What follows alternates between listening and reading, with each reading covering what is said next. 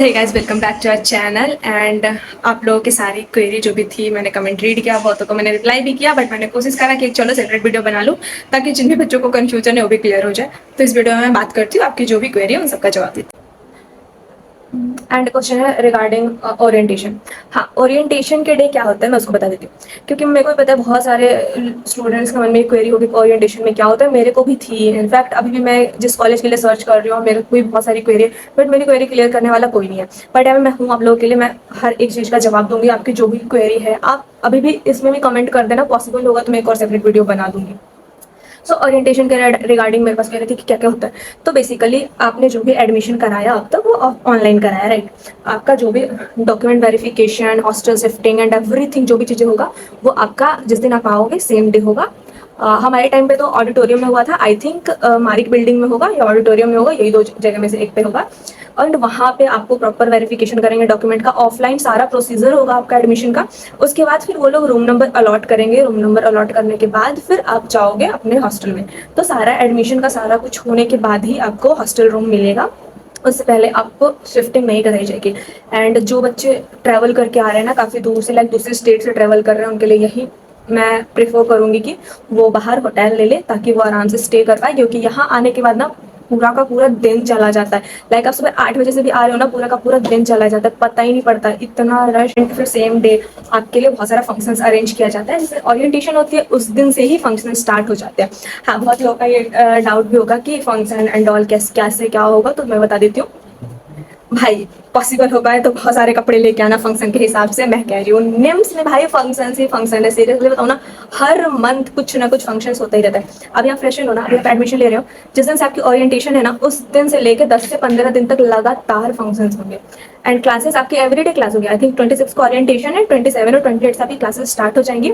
And उसके बाद every day class भी करो पूरी पूरी दिन, एंड रात को फंक्शन। मतलब Bollywood night, prom night and बहुत सारी चीज़ें, भाई बहुत सारी चीज़ें यहाँ होती रहती है। तो अपना उस हिसाब से कपड़े लेके आना भाई, पहले ही बता रही हूँ कपड़े लेके आना। और जिनके पास नहीं है ना, इधर उधर से मांग के पहन लेना, क्योंकि ये वाला टाइम ना भाई मिस करने का नहीं है। सीरियस बताऊँ, मैं मिस कर देती हूँ स्टार्टिंग के कुछ दिन, क्योंकि मैं ओरिएंटेशन करा के घर चली गई थी, मैं थोड़ी टाइम बाद आई तो मैं सारी चीज़ें मिस करती हूँ। बट ये ना बेस्ट टाइम होता है, इस टाइम पे आपका ग्रुप बनता है, इस टाइम पे ही आपके फ्रेंड्स बनते हैं, इसी टाइम पे आप कॉलेज की वो फेज एंजॉय करते हो, बिल्कुल जो आप मूवी में देखते हो। तो ये सारी चीज़ें अभी है। तो अगर कॉलेज आ रहे हो ना भाई, पूरा एंजॉय करना, निम्स आपको पूरा का पूरा टाइम देगा एंजॉय करने का, तो बेस्ट है। कैंपस लाइफ यहाँ की बहुत अच्छी है, नो डाउट, बहुत मजा आने वाला है। एंड नेक्स्ट क्वेश्चन यूनिफॉर्म का। हाँ, तो यूनिफॉर्म कंपलसरी नहीं है, यूनिफॉर्म लेना है, आई थिंक लेना पड़ता है। बट जो कुछ भी फॉर्मल इवेंट हो रहा है ना, तो फॉर्मल इवेंट पे ही, लाइक कुछ भी प्रोफेशनल इवेंट हो रहा है तो उस पर यूनिफॉर्म डालना होता है। या फिर जब उन्होंने नोटिस डाला कि इस टाइम पे यूनिफॉर्म में आना है सबको, तो प्रॉपर यूनिफॉर्म में जाना है, अदरवाइज यूनिफॉर्म अलाउड नहीं है यहाँ पे। स्पीकर अलाउड और नॉट। हाँ, तो मैं हॉस्टल टूर के वीडियो में ऑलरेडी बता चुकी हूँ कि स्पीकर अलाउड नहीं है। बट हाँ, बच्चे रखते हैं, मैं भी रखती थी, ब्लूटूथ स्पीकर था तो वो रखती थी। बट थोड़ा सा हाइड करके रखना पड़ता है, लाइक अगर गार्ड्स रूम में आ रहे हैं तो गार्ड्स का ऐसा सीन है कि कभी भी आ सकते हैं। फिर बाई जी हैं तो वो आ रही हैं रूम पे एवरीडे सफाई करने के लिए, तो मे भी अगर वो जाकर वार्डन को बोलती तो पंगा हो सकता है। तो अपनी सेफ्टी के लिए उसे कवर्ड में रखो या फिर कहीं भी रखो। तो वैसे तो इलीगल हम रखते हैं, बट लीगली अलाउड नहीं है। अगर एडमिन वाले आते हैं, चेकिंग आती है तो उठा के लेके जाएंगे। And second thing is AC room, sorry non AC room. तो जिस बिल्डिंग की मैं वीडियो डाली हूँ हॉस्टल टूर में, तो वो जो बिल्डिंग है फुल्ली एसी है। एंड वैसे जितने भी बिल्डिंग्स हैं वो सारे फुल्ली एसी हैं। जो ओल्ड बिल्डिंग है, लाइक वॉज हॉस्टल साइड भी जो मैंने सीनियर ब्लॉग दिखाया था ना, उसमें कुछ बिल्डिंग्स है जो नॉन एसी है, अदरवाइज सारे फुल्ली एसी है जितने भी न्यू बिल्डिंग्स हैं। तो अगर नॉन एसी बिल्डिंग में भी दे रहे हो, मुझे जहाँ तक पता है कि नॉन एसी बिल्डिंग में तो किसी को शिफ्ट नहीं कर रहा है, और जिसको कर रहे हैं शायद तो वो ओल्ड बिल्डिंग ही है जो सीनियर ब्लॉक में मैंने ब्लॉग में डाला था। तो हॉस्टल के लिए हमें प्रॉपर आईडी कार्ड चाहिए, मतलब कैंपस में कहीं भी जाओ आपको आईडी कार्ड चाहिए ही चाहिए, आप दूसरे हॉस्टल में अलाउड नहीं होते हो जाने के लिए। तो मैं सबका सूट नहीं कर पाई हूँ, बट जो मैंने कैमेलिया का दिखाया है प्रॉपर सेम टू सेम सारे हॉस्टल्स है जितने भी न्यू हैं। बट थोड़ी बहुत ऊपर नीचे चीज़ें हैं, तो फर्नीचर है, लाइक किसी में थोड़े बहुत एड ऑन हुए हैं, लाइक न्यू बिल्डिंग्स में कुछ कुछ सेल्फ वगैरह एड ऑन हुए हैं, बाकी सारी चीज़ें सिमिलर है, बस थोड़ी बहुत फर्नीचर्स के डिफरेंस है, दैट्स इट। एंड उसके बाद फिर हम वीकेंड आउटिंग। हाँ, तो वीकेंड आउटिंग का ये सीन है कि वीकेंड आउटिंग होती है ऑल्टरनेट में होती है, लाइक फर्स्ट और फोर्थ सैटरडे संडे जो पड़ा था उसमें हमारा वीकेंड होता है।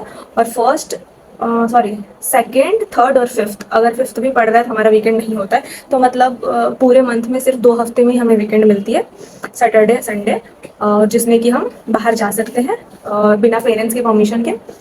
और वही वीकेंड का भी टाइमिंग वही है कि आप 5 बजे निकलो और लाइक सैटरडे से अगर हमारा वीकेंड स्टार्ट है, हाँ सॉरी, फ्राइडे से हमारा वीकेंड स्टार्ट होता है, फ्राइडे शाम से, तो फ्राइडे शाम के 5 बजे हम निकलते हैं, तो मंडे के सुबह 8 बजे तक हम आ सकते हैं। अगर हमें सेम डे वापस आना है तो हम 11 बजे तक ही आ सकते हैं, 11 बजे के बाद हमें नहीं आने को मिलेगा। हाँ, आप नेक्स्ट डे आ सकते हो, सुबह 8 बजे तक आ सकते हो, बट 11 बजे के बाद आपको एंट्री नहीं मिलेगी। एंड हाँ, नॉन मेडिकल वालों का फ्राइडे शाम से स्टार्ट हो जाती है वीकेंड, और मेडिकल कोर्सेज वालों के लिए सैटरडे को भी वर्किंग होती है, सैटरडे शाम के बाद से वीकेंड स्टार्ट होती है। और प्रॉपर गेट पे हमें आईडी कार्ड दिखाना पड़ता है, गेट पे एंट्री करना पड़ता है, फिर वो जाने देते हैं। हम नॉन मेडिकल वाले तो हम जा सकते हैं, मेडिकल वाले होते तो उसे सैटरडे से ही मिलती है जाने। सैटरडे संडे हमारा वीकेंड होता है फर्स्ट और थर्ड वीक में, तो हम निकल सकते हैं बाहर। बाहर जाने की टाइमिंग हमें होती है सुबह 9 से 11, तो सुबह 9 से 11 हम जा सकते हैं, बट उसके बाद हमें जाने को सिर्फ 5 बजे सीधा मिलेगा, उसके बीच में नहीं जाने को मिलेगा। और आने की टाइमिंग हम कभी भी आ सकते हैं 11 बजे से पहले या फिर अगले दिन, तो ऐसा है वीकेंड का। और हाँ, बाकी जो 3 वीक होते हैं हमारा वीकेंड नहीं होता है, उसमें सिर्फ हम संडे को जा सकते हैं 9 से 11, सैटरडे को नहीं जा सकते। बट सारे डिपार्टमेंट में हमारा सैटरडे को वर्किंग नहीं होता है, लाइक हमारे क्लासेस उतने नहीं लगते सैटरडे को। तो आई डोंट नो कि इस बारी के शेड्यूल में एड ऑन हुई है क्लासेस या नहीं, बट हमारे टाइम पे क्लासेस उतनी सैटरडे को नहीं ही लगती थी, थोड़ी बहुत चीज़ें होती थी, तो हमारा मूड होता तो जाते थे, अदरवाइज नहीं जाते थे, वो आपकी मर्जी पे। आई डोंट नो क्लासेस का क्या सीन है।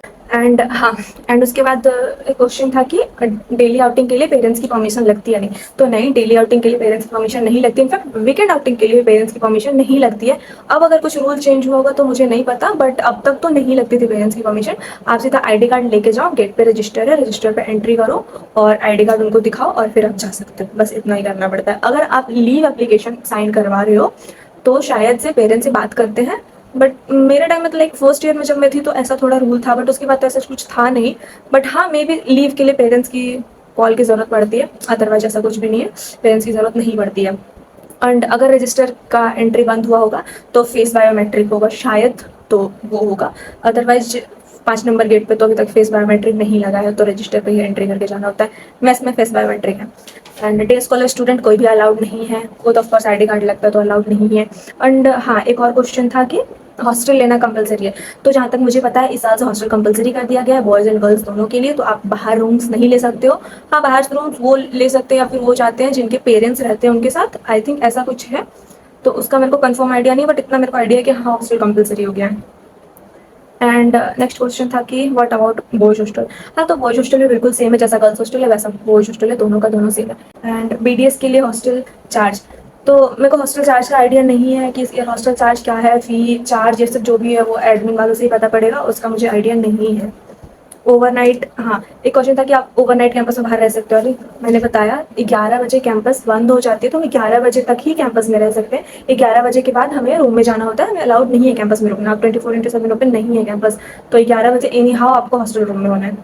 हाँ, एंड एक क्वेश्चन था जिम का, जिम का चार्ज इंक्लूड है क्या? हाँ, तो जिम का चार्ज हमारे हॉस्टल चार्ज में इंक्लूड है। आई थिंक जितना हॉस्टल चार्ज पे करना है उसके बाद हमें, हमारे टाइम पे 10,000 था एक्स्ट्रा करिकुलर का, एंड इस टाइम पे क्या है वो मुझे नहीं पता। आई थिंक 10 to 15 के अराउंड ही कुछ है एक्स्ट्रा करिकुलर का, तो उसमें ही हमारा सारा कुछ आ जाता है। लाइक आप एडमिशन लियो और हॉस्टल में रह रहे हो ना, तो आपका जो भी चीज़ है उसमें ही इंक्लूड हो गया है। जिम का हो गया, मेस का हो गया, लॉन्ड्री का हो गया, एंड एवरीथिंग उसमें ही इंक्लूड है।